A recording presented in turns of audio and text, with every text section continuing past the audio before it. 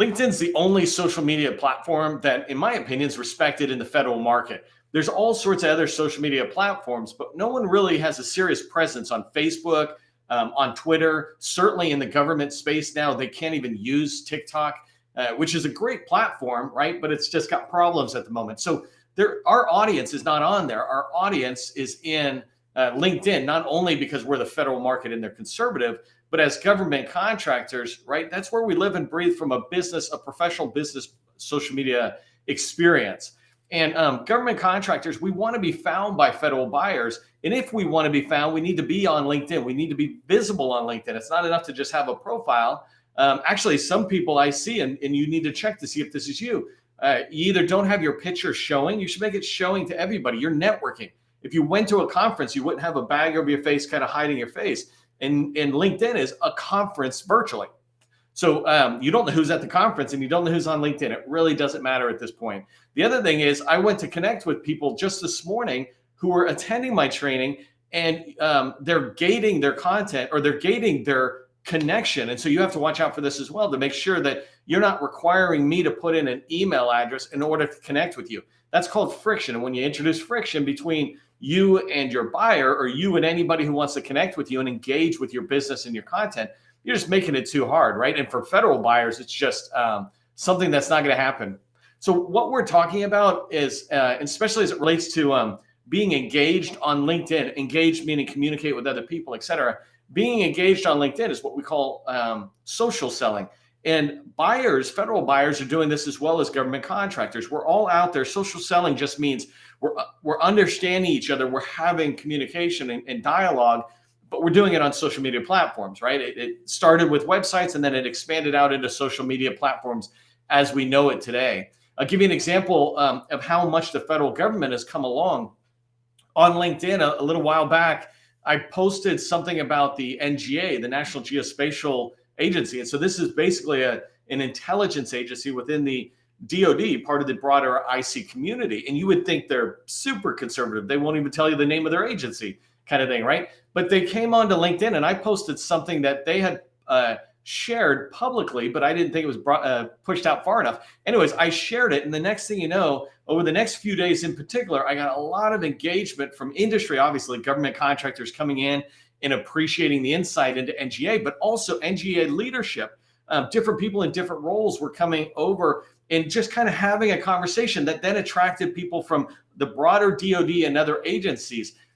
Government, what I'm trying to get at is government buyers, they're engaging on LinkedIn, and we want to make sure we're doing that as well. And so that's what we're going to talk about today, is getting you started down this path by finding federal buyers.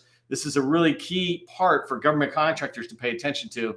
For government contractors, how you can use LinkedIn to get into the federal doors, how you can find and meet buyers and get those meetings.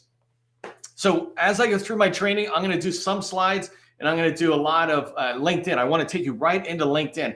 I use this every single day. And so I want to use today, not as a training necessarily, but show you how I use LinkedIn to find and meet federal buyers on a regular basis. This is exactly what I do. It's what I teach my customers in our workshop. So I'm going to cover down on an overview of federal buyers and just what I mean when I say federal buyers are on LinkedIn. Then I want to talk about how you can engage, how government contractors can engage with federal buyers. And so this is a really important part of building the relationships as you move from cold calling and cold relationships into warm relationships. Engagement is how that happens. We also call it marketing touches. And then the last thing I'm going to cover is how you might be able to transition relationships that you're building in LinkedIn, transition them off of LinkedIn into a meeting, right? I'm totally okay with virtual meetings. I don't really need a in-person meeting. It just adds too much extra administration. But moving it off of dialogue and activity that's happening in LinkedIn to just having a Zoom meeting or something. So that's what we're going to cover down on today. If you don't know who I am, my name is Neil McDonnell. I'm the president of the GovCon Chamber of Commerce, and I want to welcome you to my federal sales training, where I provide tips for success in the federal market.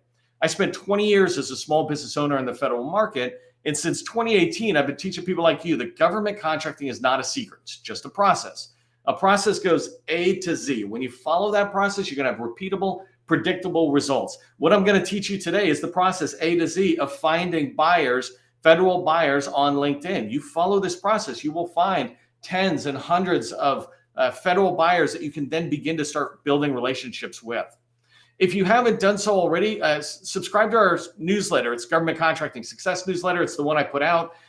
We've got 12,000 people in there in the GovCon space. This is a place where I can share more valuable information for you that I just can't get into a training or some other areas, but it's all valuable government contracting information. And then last thing is I just wanted to say thank you to those who registered. We have well over 100, maybe 140 people who registered for today's training. And I don't give people a lot of notice. Generally less than a week, and usually a day or two is the most I tend to give. And so I really want to thank you for doing that, because when you register, you're letting LinkedIn push this notice out to others. Okay, let's start diving into an overview of the federal buyers on LinkedIn. So LinkedIn will tell you they got, I don't know, 1 billion users now on LinkedIn, which really doesn't matter because it's all over the world. What really matters is kind of the smaller number of 211 million users on LinkedIn in the US. And one of the things I'll say to you is when you hear these big numbers, it's not all for you. When you hear that the federal market or the federal government spends trillions, that's not all for you. When you hear that the federal contracting dollars is like 600 or 700 million or $1 billion, that's not all for you, right? We're just looking for our, 10 or 100 million that's for us. It's earmarked for Neil's money, right? And it's the same thing with people on LinkedIn.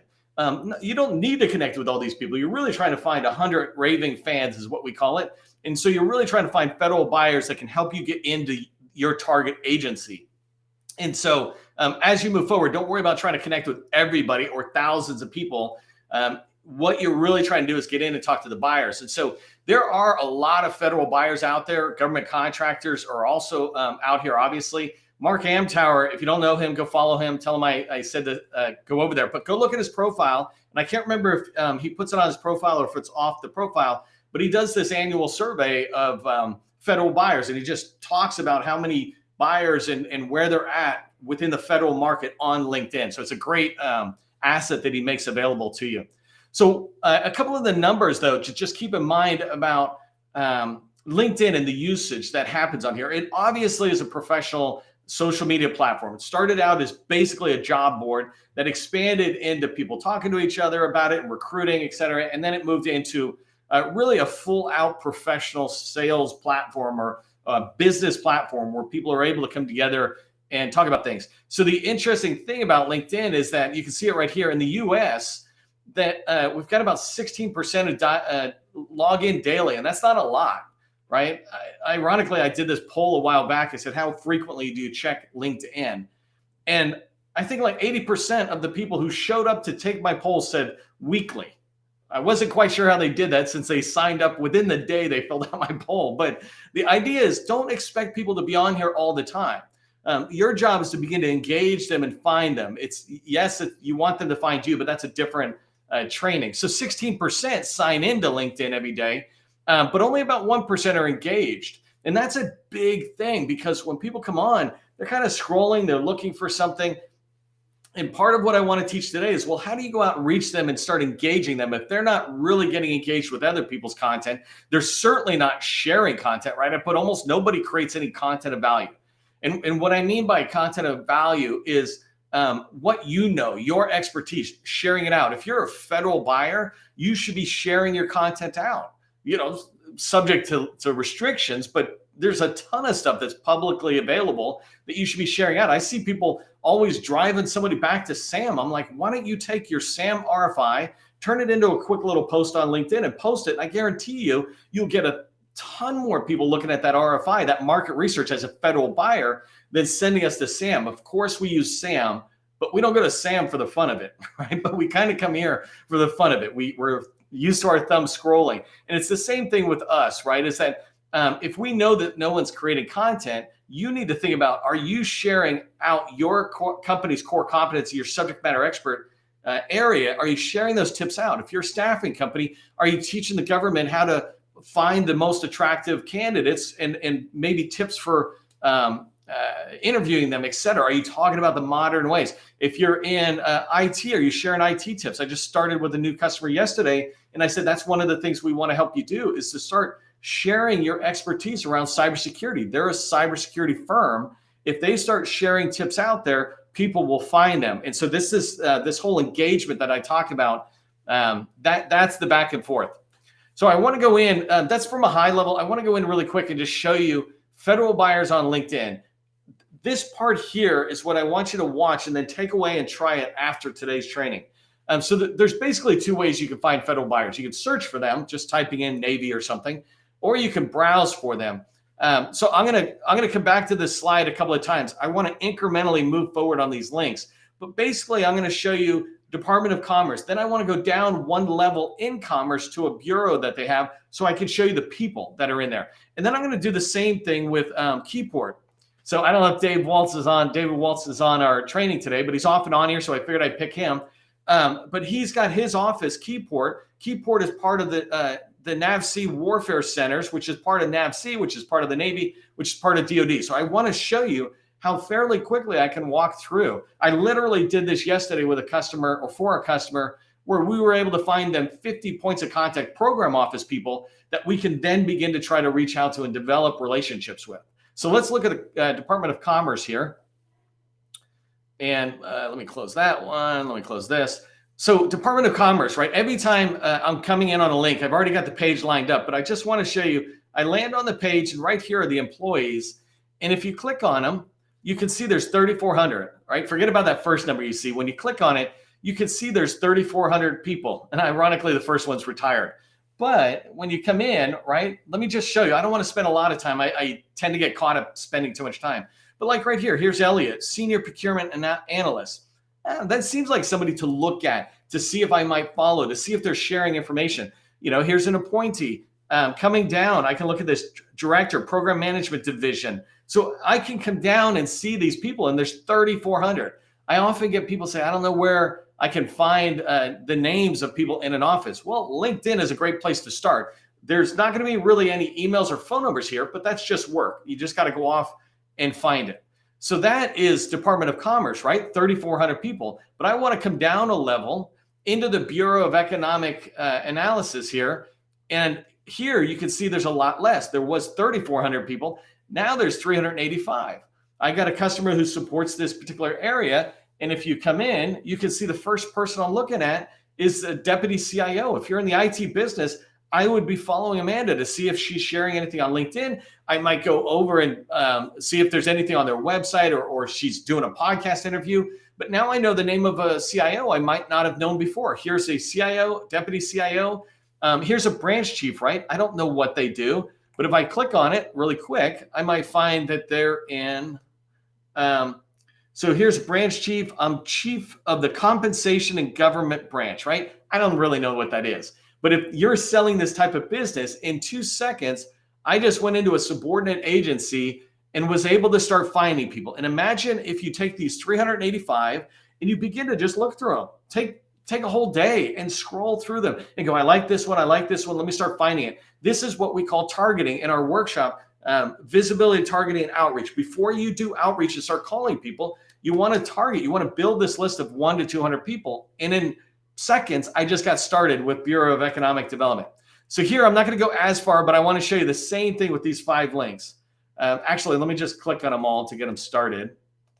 I guess I could have had them open before, but I'm doing this for effect because I like effect. All right, let me come back 5. So here's DoD, right? DoD, by the way, is not actually the entire DoD.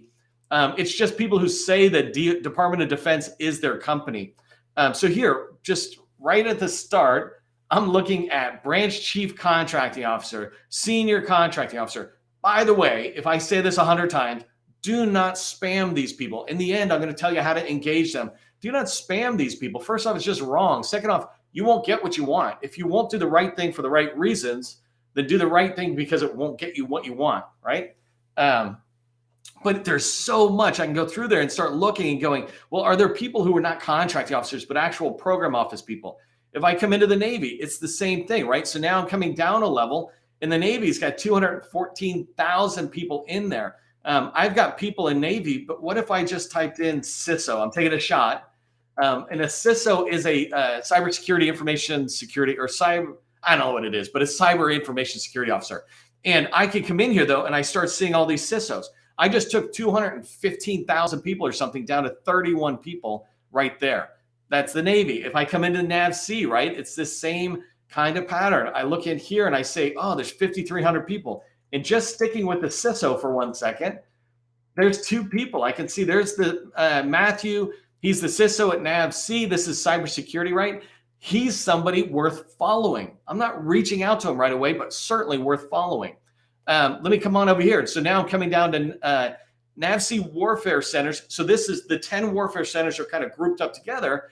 And it looks like there's, 1,900 people who are tracking on that. In here, I'm not going to go too far into it, but let's look right there. There's a chief technology officer. If that's my space, this would be good. And then the last one, I worked my way down through 5 different elements. And by the way, I'm at Keyport, but I could go deeper. But if I just look at Keyport, this is Naval Underwater Warfare Center in Keyport, but you can see there's 337 people. If I want to go talk to David Waltz, who may or may not be here today, but he's here multiple times a week. If I want to talk to him and ask for his help, I begin here. I don't begin by picking up the phone and calling him. I begin by looking here and I go, you know what, David, I would really love to meet Aaron. What do I need to do, David, in order for you to make an introduction for me? Well, your capability statement sucks. Fix that or something, whatever. He's nice. I'm not. But he'll give me guidance and he'll say, okay, now I'm ready to make an introduction to that person. Or if you're looking to meet a dad, there's a dad. I'm sure Chad's got more. But this idea, before you meet with somebody like David Waltz, who's a small business professional in Kenny or Keyport, then you want to do your homework, right? And take a look at that. I'm moving really fast because I'm trying to watch my time here, but hopefully this made sense. As I look down, all I did to prepare to show you that was type in, well, I want to get into defense. I want to get into Navy. I want to get into NAVSEA. Well, what about the warfare centers, all 10 of them? What if I wanted to find the CTO for every warfare center? I could start with the warfare centers and try to follow that thread.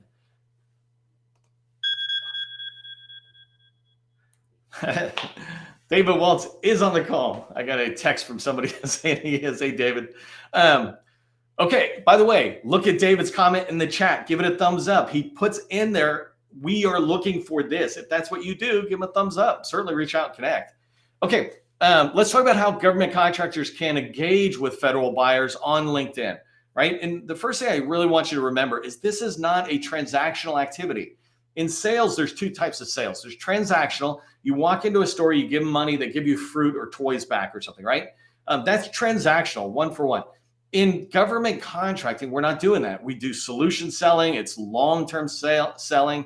It's 12 to 24 months is what our common line is to people who are coming in. We're like, hey, remember the sales cycle, 12 to 24 months. And what I want you to understand is that the general relationship building takes some time. I just put 6 to 12 months. You can accelerate that a little bit if you're good at this, but don't be rushing to get relationships just so you can get something out of it. Look at the Navy and go, I want to serve the Navy over the next 5 or 10 years. How can I begin to build strategic relationships that are there for me time after time after time again? And I can serve their needs, not just with, a contract, but also just giving the Navy insight into maybe industry's best practices that they're not tracking on, things like that. And so I put here that this journey that you're on, it begins with the process of getting people to know you, right? We say people don't buy from you unless they know, like, and trust you. And so the first step in what you're doing on LinkedIn here is getting people to know you. Some of it is trying to make sure your profile looks good and you're putting out content that's attracting people to you. But what I'm talking about today is finding people that you're attracted to, that you want to build a relationship with in the federal market. You want to get in there and begin to engage with them so they start knowing you before the journey of liking and trusting. They start even knowing who you are. And so there's 5 steps I want to give you really quick on how you can make that happen.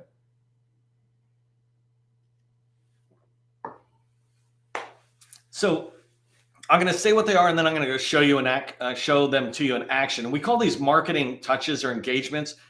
Basically, we say you need like 30 to 60 marketing touches before anybody's going to do anything real with you. And really what that just means is a little bit of engagement. You're just building that relationship. Some people do it over 20 years at 2 conferences a year or something, right? You can do it faster if you have strategic focus. So the first thing I recommend you do is figure out who you want to follow. Like I did that CTO. I said, oh, here's a CTO at Keyport. The second thing you want to do is to begin to engage with their content and like it. And so I'm just giving it a thumbs up, right? So look at content that is relevant to you and what you want to sell. Do not engage in content that doesn't have to do with what your company sells.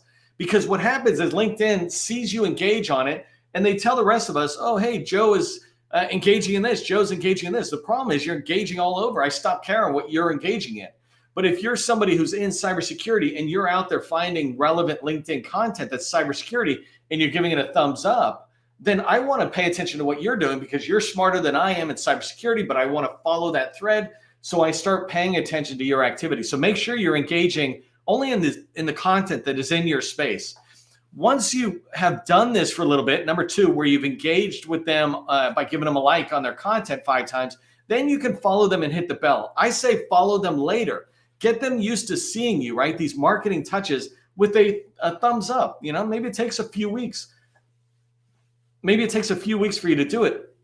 But then when you follow, it's this next level. It's, you know, just to put this in a bar, right? Imagine at a bar, it's just kind of eye contact. You know, you're doing eye contact 5 times. Literally, this could be at a networking event as well. You might engage somebody 5 times and then walk over and say hello, right? It doesn't have to be at a bar. It could be in a networking event as well. But you take time. When you walk over, it's this next level of commitment. I'm not just saying hi, but now I'm saying, I want to hear about you. I want to give you my little hook and tell you what we do. So you can follow, hit the bell to do that. And then number 4 is comment intelligently.